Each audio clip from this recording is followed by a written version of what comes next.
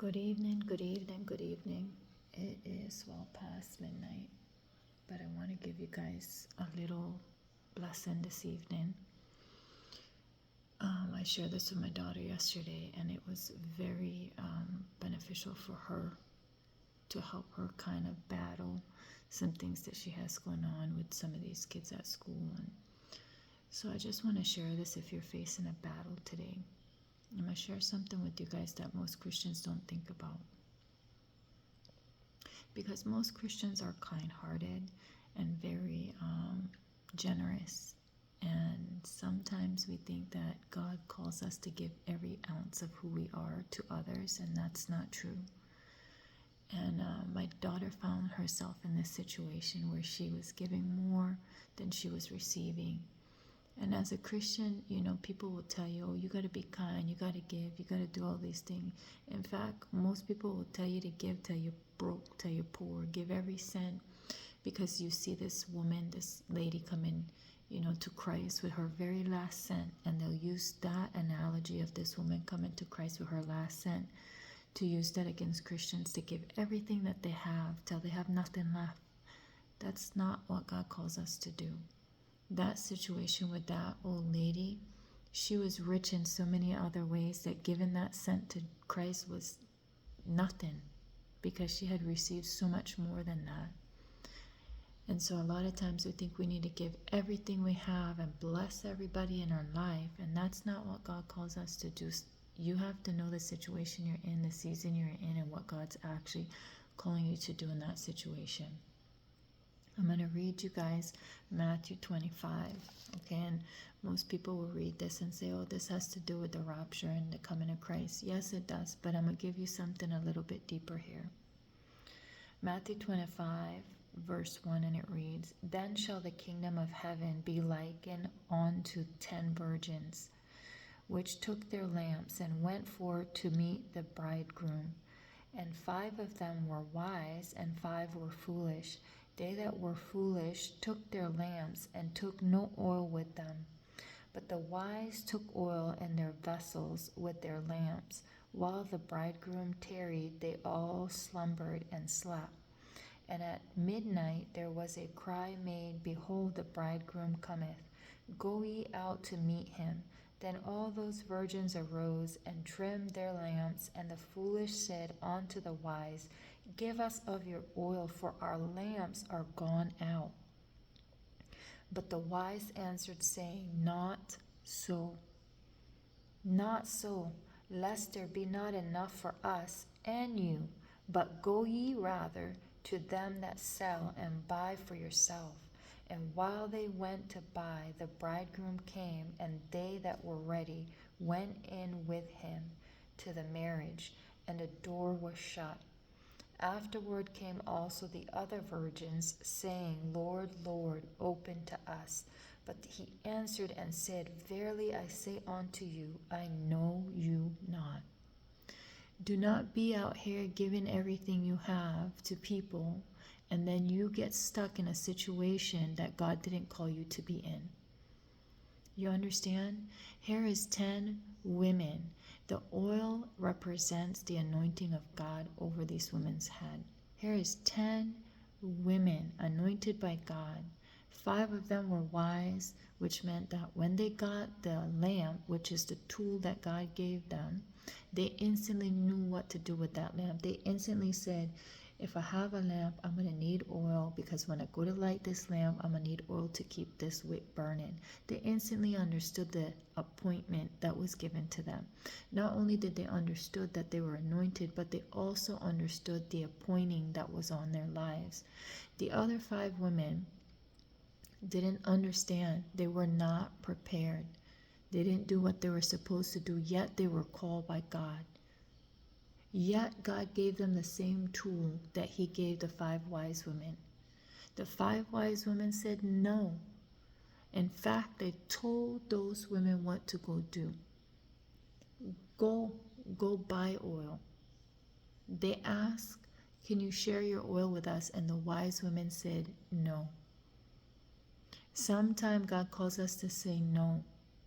But us as Christians, we will literally be out here sharing our very last drop of whatever we have to the next person and calling it godly. What happened to these unwise women? The door was locked, and when they knocked, what did Jesus say to them? I don't know you, because I gave you everything you needed and I gave you time to prepare. It is not the wise woman's fault that you were unprepared. It's your own fault. Nightfall came and they realized it was too late to go buy oil now. It was too late to do the right thing now. And then they want to go take from the one that were prepared. That's not how this works. So don't be out here giving up everything that you have to save somebody else who should have been prepared also. And don't go saying, oh, Sharani's saying as Christians we shouldn't share. That's not what I'm saying. But God doesn't call us to be foolish.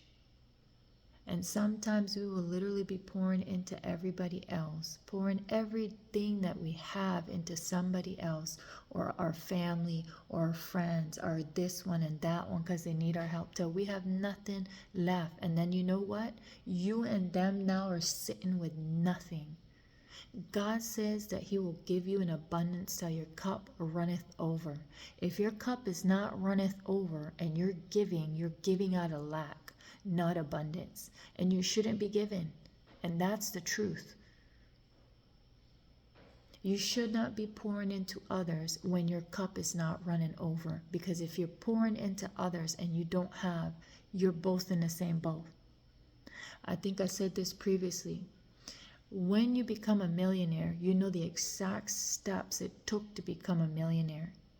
While you're grinding to become a millionaire, you can't be looking around trying to help everybody because they will pull you down.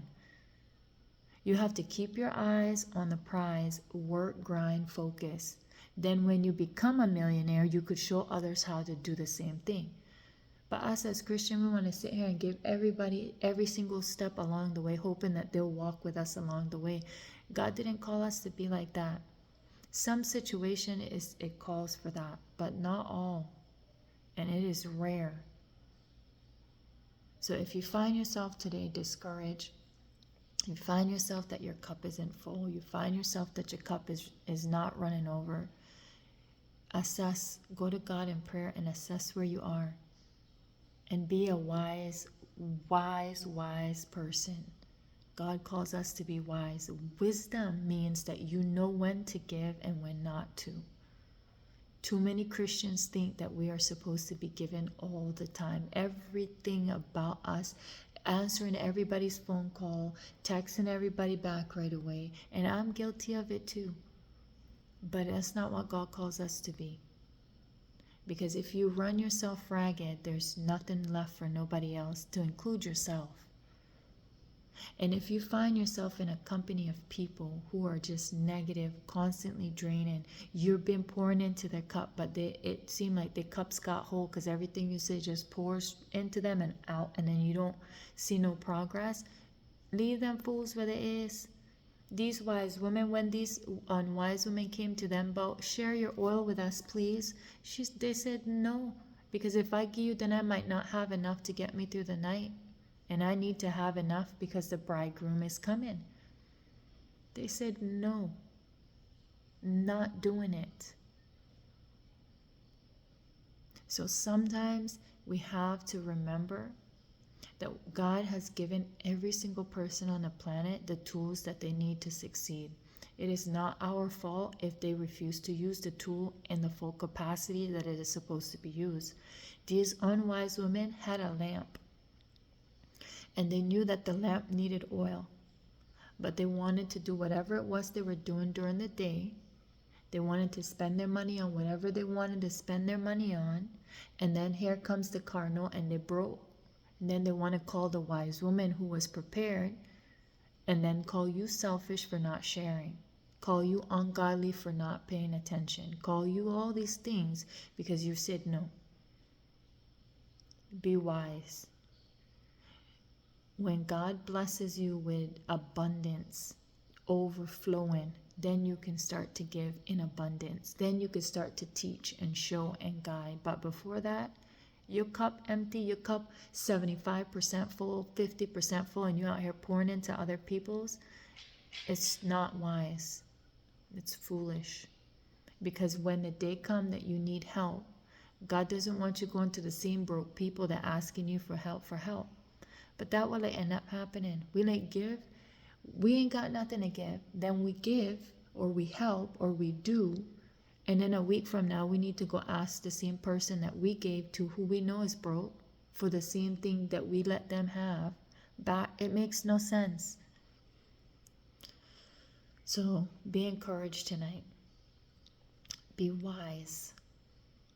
Stop pouring into people when your cup isn't full. If you can afford to help, meaning your cup is running over. Your cup is running over and you can afford to help. If I give you this piece of bread today, tomorrow I won't be hungry. Then you give.